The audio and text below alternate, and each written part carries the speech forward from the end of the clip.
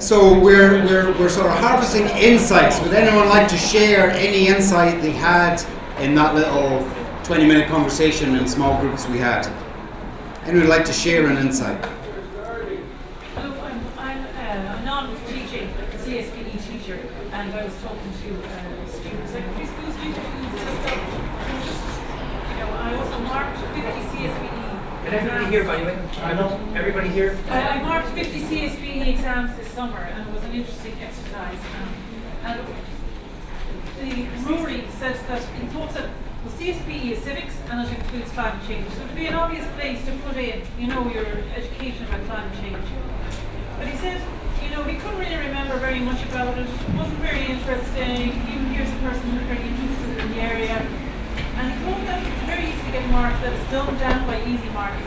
That it just, you don't really bother with it very much because everyone knows you get an A or a B in it. So, you don't even try too much to do it. And he thought perhaps it could be an improvement in the way it was delivered. He suggested that perhaps teachers, there could be specialist teachers in areas that go around schools perhaps and just use everyone up a little bit. That was a great idea. You captured that insight? Yep. Okay. Let's try and get a few. We've only got a few minutes for this. Thanks for that. That was interesting. So we're just hearing insights that we surfaced in our discussions there before lunch. Anybody else like to share anything? Don't be shy. Well, there's one that kicks off just we were at around, I suppose, the competition curriculum and the demand for teachers to do CPD and the space for corporations and organisations in organising. Great. Some more synergy and cohesion between different subjects and departments. I've been talking a lot about embodied learning or engaged learning or experiential learning. It came up over and over again in lots of different ways.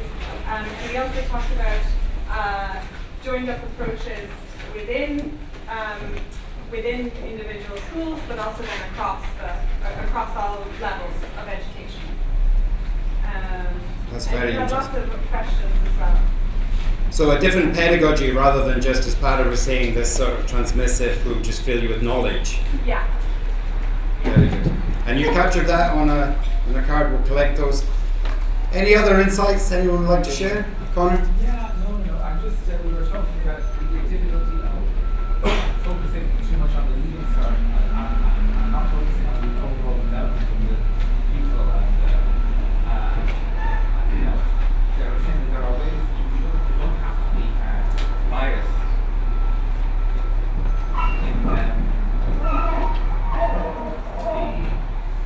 student presents their work before the leaving cert. It doesn't have to go to their teacher and be corrected by another teacher. It doesn't have to put the issue of bias into Interesting. By the way, it might be good if you stood up because everybody may not be able to hear. So you're invited to stand up. If somebody stands up and turns towards the audience, just to, because it's very hard to, I think, for people to hear. Great, thank you for that, by the way. We were talking a bit about feel free to add in if you want. We were talking about sustainability as a subject and maybe even just a subject on general nature, because from the talks earlier it seemed as if there was we were kind of shying away from having a full-on subject engagement, or we were kind of just talking about implicitly having sustainability built into those subjects. But while I was saying that, I personally don't think that's the best way to go about things and actually getting students engaged. I think we should dedicate a subject full on, not just about I think we should have about sustainability and climate change, but then also trying to understand humans role in nature, that we're part of nature, and that to see us as a planet in the universe, talk about space, talk about nature, and not just have things from a human perspective all the time, as a universe. So, yeah. Thank you. I love that. That we're not separate from nature, we are part of nature. The chant on the streets in Paris was, "We are nature protecting ourselves."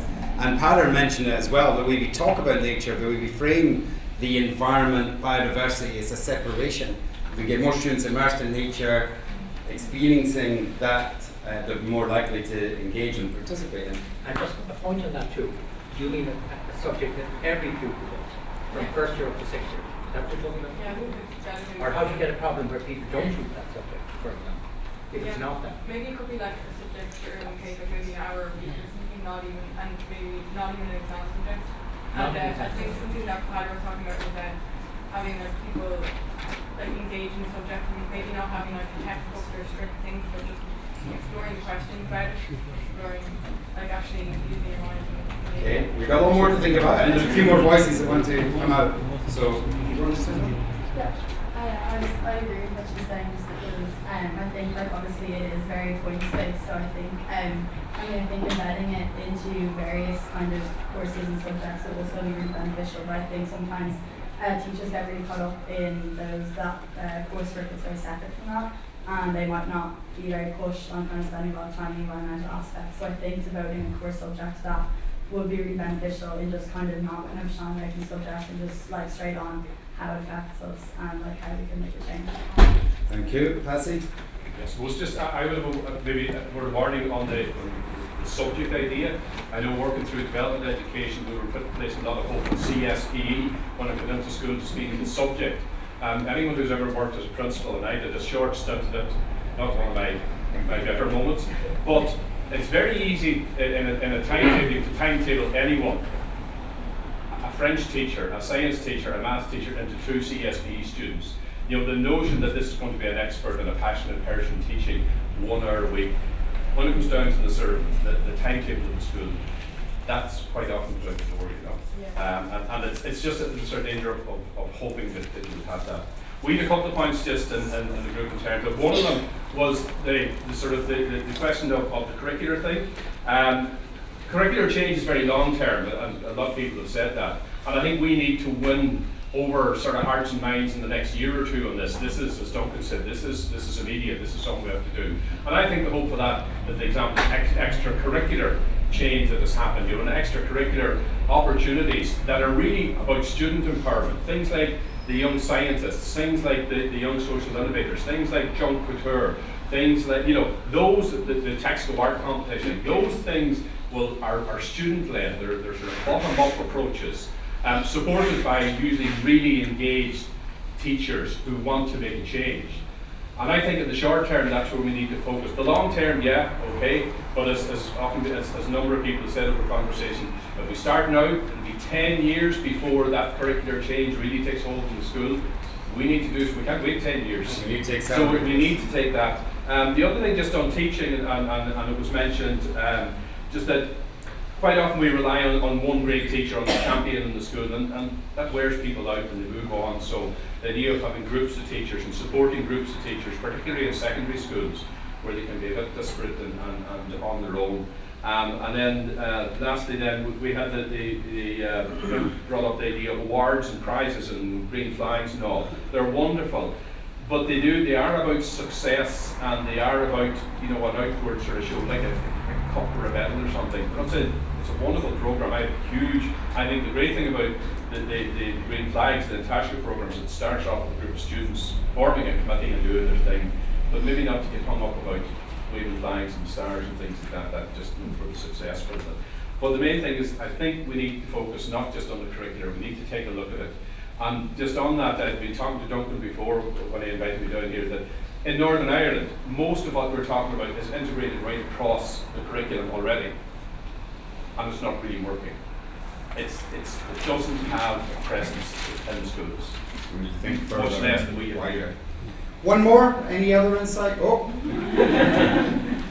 Well, let's take them fast. Let's take 4 fast if we can. So we'll start with you and then we'll just go across this row. Yes, just following up on your comment there and the extracurricular approaches, our group talked about that as well.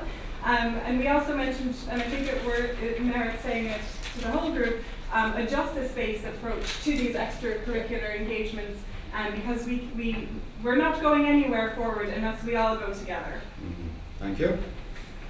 I just want to say, so much to be talked about things that have to be implemented in schools, but I'm a teacher myself at primary school, and I think there's a huge lack of education for teachers. I'm hugely interested in these areas, but I'm still unsure of how to deal with climate change in schools and how to connect it with children's lives and children who don't know. Somebody mentioned the daffodil is already blooming. A lot of children don't know that that's wrong, and it's out of kilter, so until they know those basics, I think it's really hard to press on to a lot of other issues. Thank you. Very good. Eugene? Just a word that comes to mind, different inputs here, would be governance, from the point of view of the models that were talked about. There's a movement that's happening in schools at the minute called restorative practices, which is to do with dialogue and dispute resolution. So in a sense that might be a hint at different types of governance in terms of communication between parents, children, teachers, all of the stakeholders. And that's not something flaky, that's operational nuts and bolts. Absolutely. And where that might be applied as well as it was interesting that art as a subject wasn't mentioned in the survey, and for a subject that challenges people and allows people to be very responsive. That's an interesting marker as well. Maybe you could add to that. Just one point to add, and it ties in with what Patsy said, was what came up in our group was delivery. That there's a sense sometimes as well we're very overwhelmed by the science of the stats of climate change, and so overwhelmed that we get paralysed, and nobody knows where to start, and it ties in with the school stuff. Am I teaching the wrong thing or the right thing, or where am I at, or just non-formally or informally or wherever. So that it's about moving away from the tree, what can you do, but also looking at what's tangible, because the science bit is just overwhelming. Yeah, absolutely. One more? I'm not a teacher, this is kind of a question to the room. So what I've noticed from the morning is there was no mention of fast fashion. Fast fashion. Now everyone wears clothes, and the textile industry is huge. I think it's nearly the second biggest movement. And is that part of the curriculum? I just wanted to know. Let's just put it as a question not to be answered, but maybe in the break someone can come to you. And Yeah. fast fashion, what is that? So the textile industry. So the All right, it's like the opposite of slow fashion. Economics. Is it? Okay, one more, Deirdre. You were asking to come in, and then we'll get back into our presentations. There was a lovely thought on our side about getting conversations going and then have maybe 5 action points, so to row like cats and dogs that have takeaways. So also your working groups to report back and have targets, so be it litter or plastic, but something attainable for the group. And also to experience the younger people getting it, so what social media tools are the younger people using? And in matters of frugality, the man of Aram, is there any ways to bring that back into the conversation in the schools? Okay, thanks for all those insights. We're actually going to hear 3 or 4 more voices from the podium, and then we're going to break up again into these smaller groups to try and nurture more insights on how we might transform and what the next steps might be. So as we listen to these next 4 presentations, which are framed around education for sustainable development and the UN's now Sustainable Development Goals. And first up, looking at